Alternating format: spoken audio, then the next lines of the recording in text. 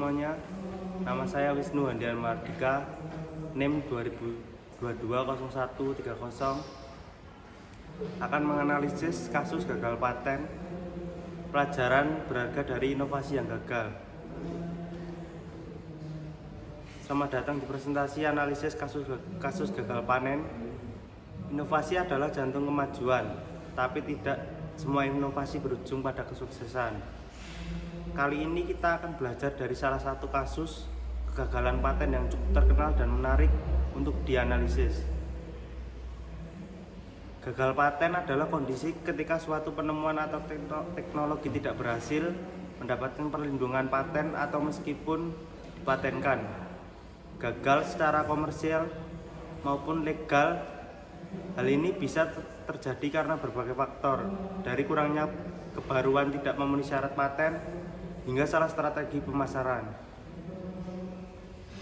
Studi kasus kita hari ini adalah Segway PT, kendaraan pribadi dua roda yang diperkenalkan pada tahun 2001, diciptakan oleh Dan Kemen. Segway diprediksi akan merevolusi cara yang bergerak di kota, tapi kenyataannya tidak begitu. Ada beberapa faktor utama kegagalan Segway sebagai paten komersial. 1. Overhype tanpa validasi pasar. Prediksi permintaan tidak didasarkan pada riset pasar yang matang. 2. Harga yang tidak terjangkau.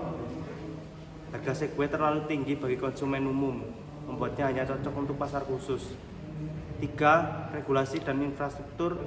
Banyak kota tidak siap mengakomodasi kendaraan semacam ini, dan regulasi memperumit segalanya. 4. Masalah paten.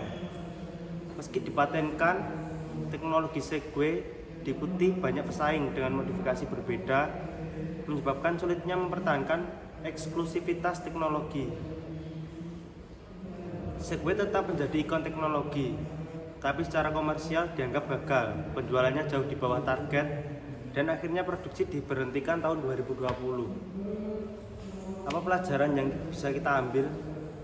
1. Paten bukan jaminan kesuksesan bisnis. Validasi pasar adalah kunci. 3. Pentingnya adaptasi regulasi dan user experience. 4. Strategi bisnis harus mendukung nilai inovasi. Dan untuk kesimpulan kali ini, gagal paten bukan hanya soal teknologi yang buruk, tapi bisa juga karena strategi, pasar, dan faktor eksternal. Mari kita gunakan studi ini sebagai pelajaran agar inovasi kita tidak hanya unik, tapi juga berdampak dan berkelanjutan. Terima kasih telah menyimak. Sampai jumpa di analisis berikutnya.